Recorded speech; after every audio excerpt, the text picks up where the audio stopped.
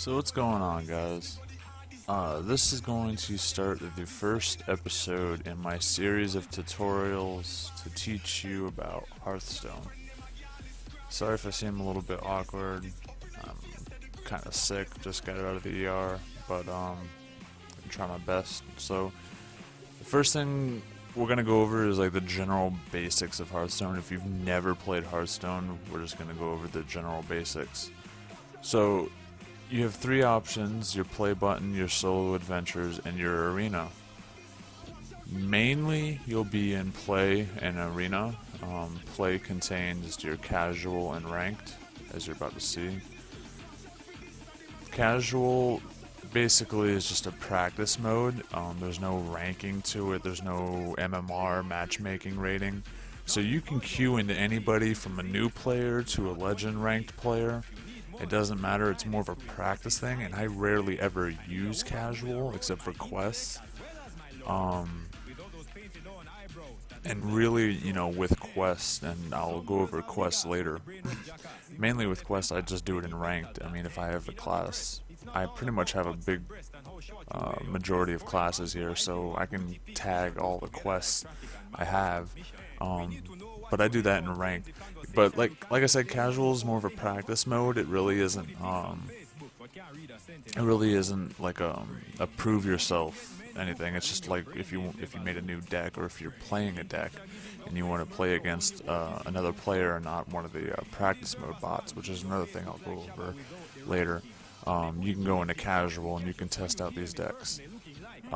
Ranked mode, on the other hand, is a 26 rank ladder system within Hearthstone, and this is a very dumbed down MMR. Just remember that MMR is matchmaking rating. I'm not going to keep saying matchmaking rating, so I'm going to say MMR. Basically what it does is if you're rank 10, you're going to queue into another person between the ranks of 11 and 9. Very, very rarely will you queue into anyone without a one level differential between your current level. I have queued into a legend ranked player before at rank 8. That's a little bit more advanced about MMR, because the way MMR works is it searches for your exact level. If it can't find somebody suitable to what your internet speed is, it'll move it around. So if you're playing on like a dead time on like an EU server, it's quite possible to queue. I'm at rank 11. It's quite possible to queue into somebody at legend, or even queue into somebody at rank 25. When you first initially start the game, you start at rank 25, and it's a 2-star rank. And basically, you earn a star for every win. So your first win, you'll earn 1 star. You'll be 25 rank 25, 1 star. When you win your second game, you'll be 25 rank 2 star. Now, when you win your third game, you'll move up to rank 24, and you'll start at 1 star. Every time you move up a rank, you always start at 1 star. That way, if you lose that first game when you go into a new rank, you don't lose that rank right away, which is very nice. But basically, the more you win, the higher you rank up. Your win percentages play a big factor into it. And another thing is win streaking. If you win 3 consecutive games, you also get a bonus star. So going back onto the topic of first starting, if you were to win 3 consecutive games, you would be at rank 24 2-star, because you won your first game, which moved you up to 25 1-star. You won your second game in a row, which moved you up to 25 2-star, and then you won your third game, which will move you up to rank 24 1-star and give you a bonus star. Now, if you were to win a 4th game in a row from that setting, you would move up to rank 23 2-star. Because if you win, you would already move up a rank to 1 star, and you get that bonus star. So win streaking is really nice. It's you want to try and get 2 to 3 wins in a row before losing to really move up the ladder effectively. Rank 25 to 20, very basic. You can't lose any stars when you lose. Every time you lose a game, you lose 1 star. Now, it also works on the flip. If say I was rank 11, 1 star, and I lost a game, it would put me at rank 11, 0 stars, which means my rank is on the line. And if I lose that game at rank 11, 0 star, I will go down to rank 12, 3 star, and then I'd have to win 2 games to get back up to that rank. You can find more information on it. I'm not going to sit here and talk all day about it. You can find more information about it on the Hearthstone Wikia. Just Google like Hearthstone ranks. It has a really long explanation of how it works. Another interaction on this page is you can switch between basic and custom decks. You will never use basic decks. I will promise you that. These are very basic generated decks with not a lot of combination, no synergy at all. They're the cards that you start with, basically. You'll probably end up, like from a first-person starter point of view, you'll probably use these for a good little bit, and I'll explain in the second video the best way to go about starting up a new account, or if you're a first-time player. So that's about it for the first section. Solo adventures is something they just introduced recently. Instead of moving practice mode from a button, it used to be play, practice, arena. Now practice has gone into the solo adventures, which includes practice mode for both normal and expert mode, Naxxramas, and any future solo content, basically your AI bots. So practice, if you're I'll do it in the second video, but very quickly, if you're starting, this is where you want to be. You want to play a couple decks up to a good ranking so you can get some cards. As you can see, you will select a deck, any one. I'll do my handlock deck, and you hit choose, and then you can actually select which class you want to play. So if you're very new to the game, you want to get an understanding of the basics of the game, and how each class, integrates with cards, and how each class works. You can actually choose which class you want to play. But like I said, I'm not going to go into that too much. Expert is just a very hard version of normal, so they have better cards, better synergy. The expert you're going to want to go into when you actually have some cards. Now, Naxxramas is the first expansion to Hearthstone. This one does cost money. The new one, Goblins vs. Gnomes, does not. But I highly recommend getting Naxxramas because there's a lot of cards in there that are very promising, like Haunted Creeper, Lothab, Kel'Thuzad, all very good cards. So I would recommend getting Naxxramas. It does cost about 700 gold, or give or take $20–25, somewhere around there. But when you do get Nax, if you ever do get around to it, and you can actually buy by each wing. You don't have to buy the whole set. Like, you can buy the Arachnid Quarter, and then buy the Plague Quarter, and then buy the Military. You don't have to buy it all at once. But you cannot buy the Frostworm Lair without getting Arachnid. So you will never get to Kel'Thuzad until you get all of the previous bosses. I don't know if I can show up. No, I can't. But this is the normal version of it. These are all basic, easy. You should be able to 1 or 2 shot these with a decent deck. There's multitude of decks on Hearthstone, which is a very good. It's kind of like Wowhead, but for Hearthstone. Very good website, has hundreds and hundreds of decks for Naxxramas, both normal and heroic. I'll go to heroic in a minute. Another thing with Naxxramas is it does give you class challenges, which are extremely fun to play. And you basically have like a preset deck, and then you have to reface the boss. Like the Hunter deck, you have to face against Lothab. Your deck has nothing but web spinners, which are 1-drop, 1/1s. I'll explain that and the acronyms and kind of like saying for it in another video as well, probably video 2. But if you complete this, you get I've already gotten the challenge for it. You get the card for each class. Like Rogue, you get a 5/5 that returns minions. Hunter, you get the 1-drop 1/1 that you play in this deck. that summons a random beast. Pretty awesome. Heroic. Now, Heroic, the difference between Heroic is the cards don't change, but the abilities do. And as you can see, I haven't done a lot of Heroic because it just aggravates me. But the thing that does change is that each boss's hero power is altered. Like on normal, Maxana, she has to spend 3 mana to return a random enemy from my field back to my hand. Now if I do it on Heroic, it costs 0 mana, which she can do every turn, and it returns 2 minions.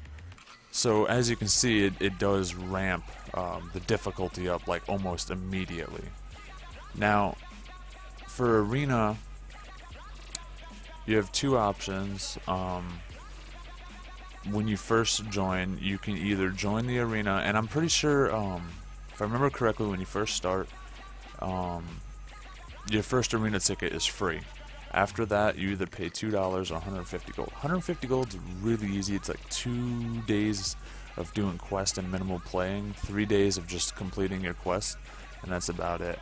Now the thing with arena is that it'll give you random 3 classes. You won't get to choose your class. It'll give you a selection of 3 from the 9 classes available. Say, you know, you have all of your classes: warrior, priest, hunter, pally, druid, all that.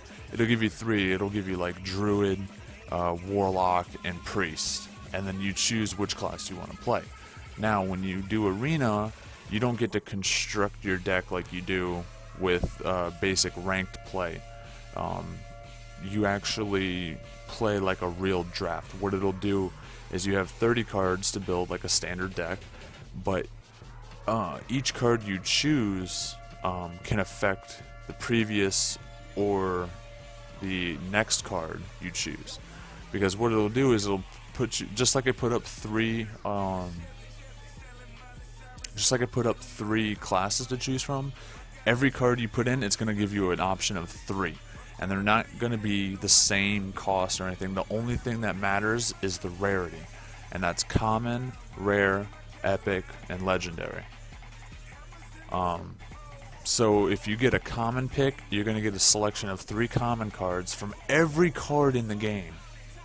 So it's kind of hard to build a deck in Arena, but when you get a little bit more advanced, I'm not even really good at Arena. You can start building decks just off of what you have, you know. You can come up with these crazy ideas. And another thing about Arena is a lot of the cards and the rules for the cards change. Like, say, I can't really use Mind Control Tech, but like, I guess I can use Mind Control Tech. Mind Control Tech is a 3 mana minion, has 3 attack damage, 3 health, and it has a battle cry effect. And when you play that card, if your opponent has 4 or more minions on their board, you take one of them at random. Now, in a constructed deck, this card is generally useless. It's seeing a lot of play this season in the meta. But in Arena, it changes the value completely. So, all of a sudden you have this constructed card that really doesn't play too well. But in Arena, it's amazing. So it's a little bit more advanced, but when you get to it, it's really fun to play. I'm going to start playing it very soon, and I can't wait. So the next on the interface is your shop. I'm going to be the first person to tell you, try not to buy packs with real money. It is addicting. You will go broke.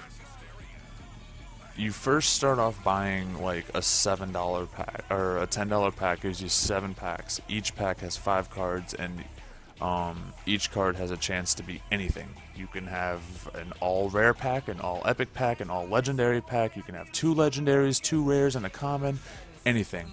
There will always be 1 rare card or more in a pack.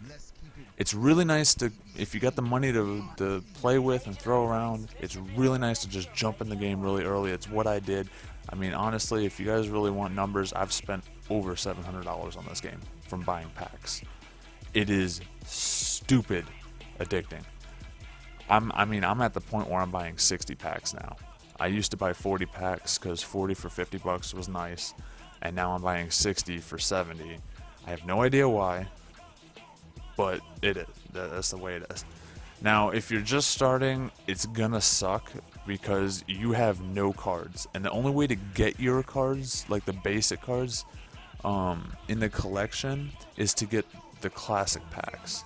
Now in Arena, it awards Goblin packs, Goblin versus Gnome packs, the recent expansion. So the really only way for you to build anything is to basically just grind gold and buy packs with gold. You get one pack for 100 gold. You can get up to 3 packs a day, if I remember correctly. And that's basically it. Unless you got the money to spend, you're pretty screwed. Now there's also the adventure mode. I've already purchased it. I believe it's $25. Here's some of the cards you get from them. All the cards you get from Nax are completely free. You don't have to craft anything. You don't have to buy anything. They all come with it, and they all have their own respective unlocks. Now the next button in the hub is quest log. This is just very basic information. The first thing you notice at the top is your play mode wins and your best arena key. Now, your play mode wins shows your current rank.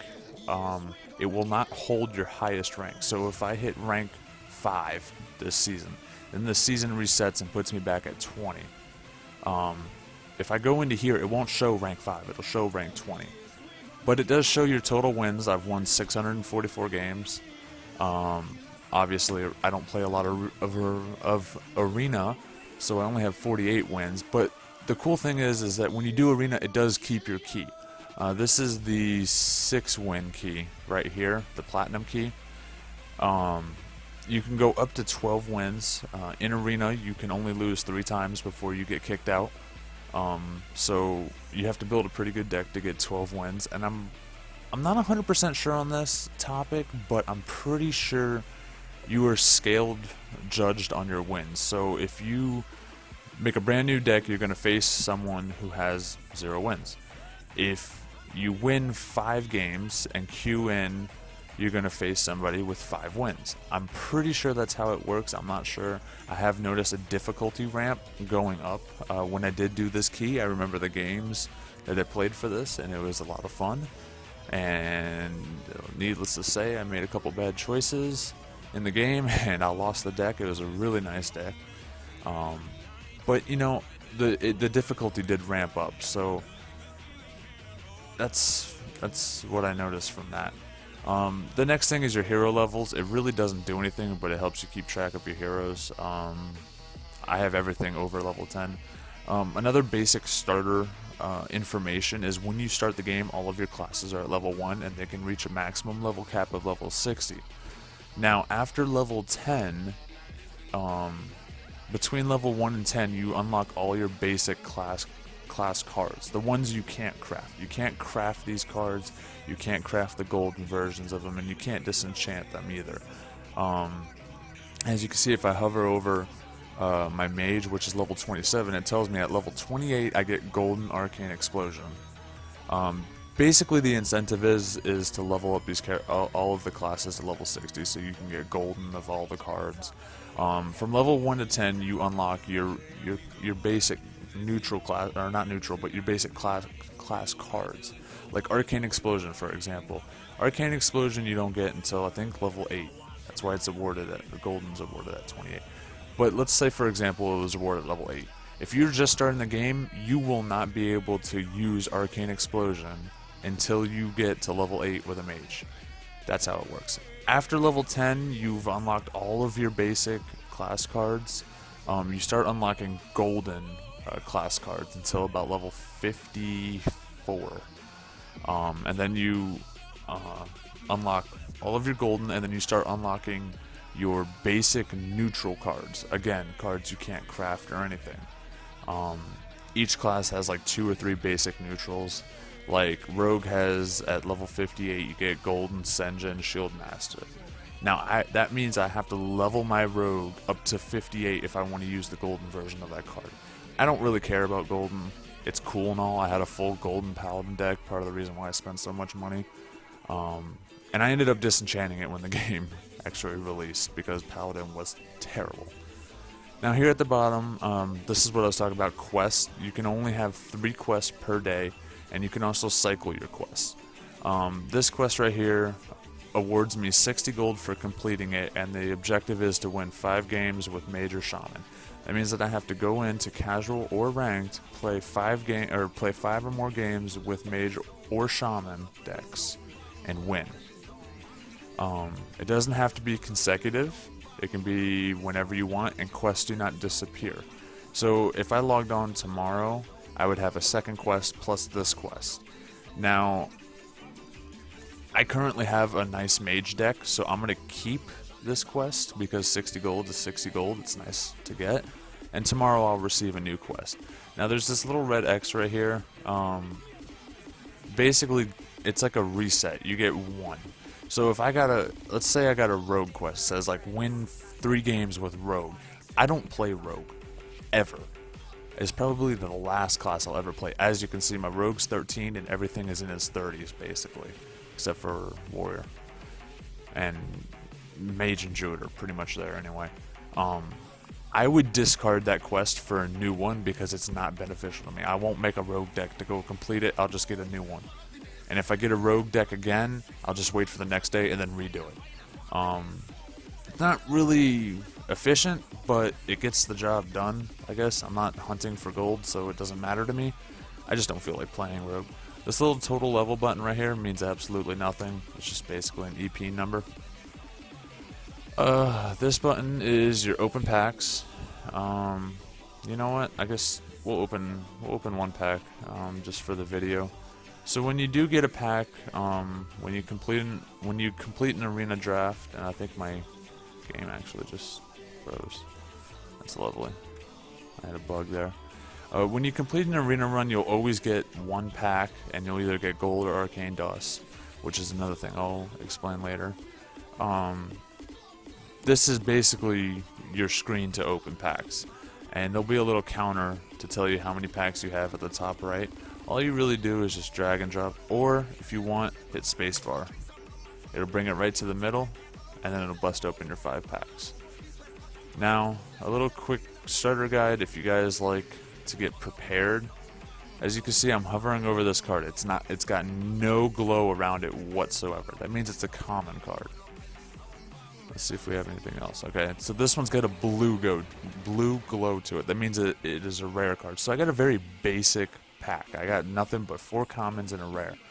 An epic card will have a purple pinkish glow where the blue is, and a legendary will have an orangish yellow glow around it when hovered over like that. So basically just click on it. It shows you which cards you got, gives you full information, everything about it, its mana cost, its attack value, its health value, its information tech as saying this shielded minibot has divine shield. And it's also minion class. Each minion has a different class. Murlocs, mechs, beasts, and I'll go over that as well in another video. But, you can see the general breakdown of it. And it also has a little quick to guide.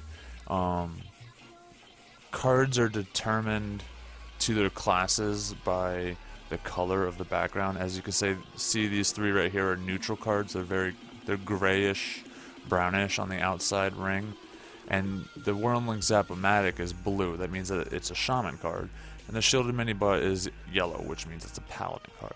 But also when you open these cards, it does tell you at the bottom paladin, shaman, and then all classes mean it's a neutral. So that's it for opening packs. Now we'll go into the last section, my collection. This is your deck building tool. Everything you need to create your decks and edit your decks, and or just speculate on different cards that you have. It's very, very straightforward go through. You have your class tabs right here. If you were wanting to build, say you wanted to build I don't know, a priest deck, you would click on your priest tab, see what you got, see what you can play with, see if you got anything, and just put a deck together. It's very basic, very straightforward. There's nothing about it. This little button at the end It's like a like teeth. I just noticed that my stream overlay is blocking out these pictures I'm showing about. At the top of the screen, when you click on deck collection, there are class icons. If you play WoW, you'll be very familiar with it, and if you can't figure it out, well, you're a dummy, because come on, you play WoW and these are class icons. The end button, though, is like four teeth, basically. Those are your neutral cards. These cards can be played in any deck you want. Now, if I was making a Warlock deck, I cannot use any other class cards. Like, I can't make a Warlock deck and have Shaman cards in it. It would never work. Now, on the flip side, the Naxxramas bosses, they can do that. So don't go into Nax thinking, oh, this guy played a Warlock card, he must only have Warlock cards. No. He can play Mage spells, Warlock spells, Priest spells, Shaman spells. He can play whatever the hell he wants. His job is to screw your life up. And he will do that. I promise that. But basically, these are your neutral cards. As you can see at the top, it says neutral. And a lot of your core cards, like I said previously, are from the classic packs, which suck if you're just starting playing. But this is about it. It's very easy to interact with the UI. Like on a scale of 1 to 10, from easy to tough, it's like a 0, really. You just click on the side that you want to flip to on the pages. I have my cursor disabled, but there's a little arrow. You'll see it. It's not hard to miss. If you want to look at a card a little closer, just right-click on it. It'll show you everything you need to know about it, and it'll also give you a funny little stupid text about the card, and it'll also tell you the rarity and the artist who designed the card back. Not the card back, but the picture within the card. So, as you can see, this is a rare. This guy gets crazy strong at family reunions. That's just a funny little text for Murloc Tidecaller. See, now the play on the funny text is whenever a Murloc is summoned while that minion's on the field, this minion right here gains +1 attack.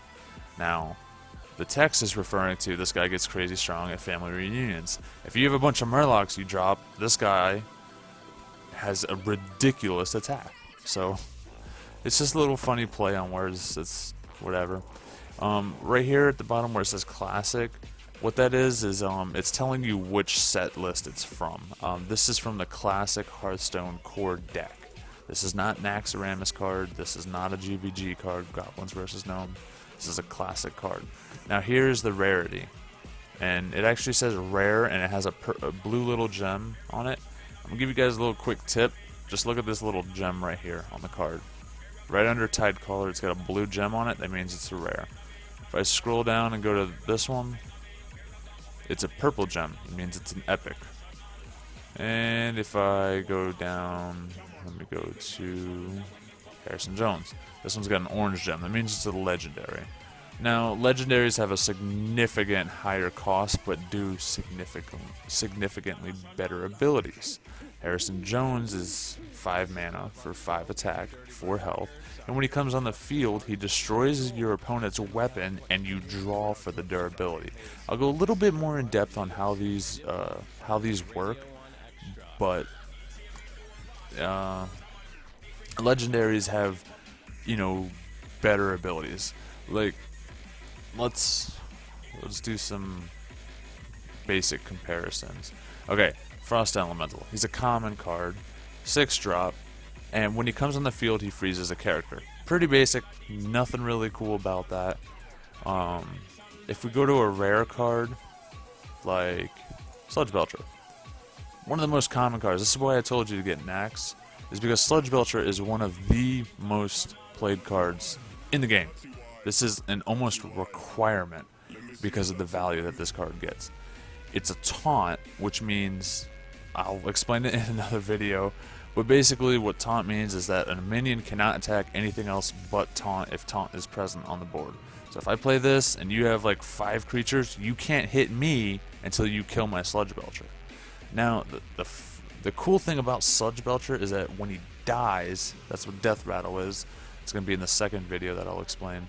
It's when Sludge Belcher dies, he summons a 1/2 slime with taunt. So basically, this guy is 2 taunts for 1. Really great card. That's why rare.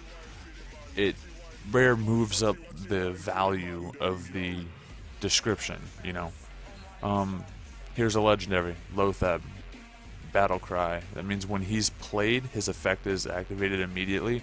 All spells next turn cost 5 more for the enemy. That's a crazy, overpowered card ability. But that's about it for this video. We're just at about half an hour worth of information. This is a very, not so quick, but in-depth starter guide for Hearthstone. I play this game a lot, like a lot. I plan on going pro with this game and doing tournaments, so if you have any questions, feel free to message me, and I'll help you with anything you need. Stay tuned for part 2. I'm going to be uploading these videos directly to my Facebook and my YouTube, and I'll circulate them through Twitter as well. Have a great day, bros.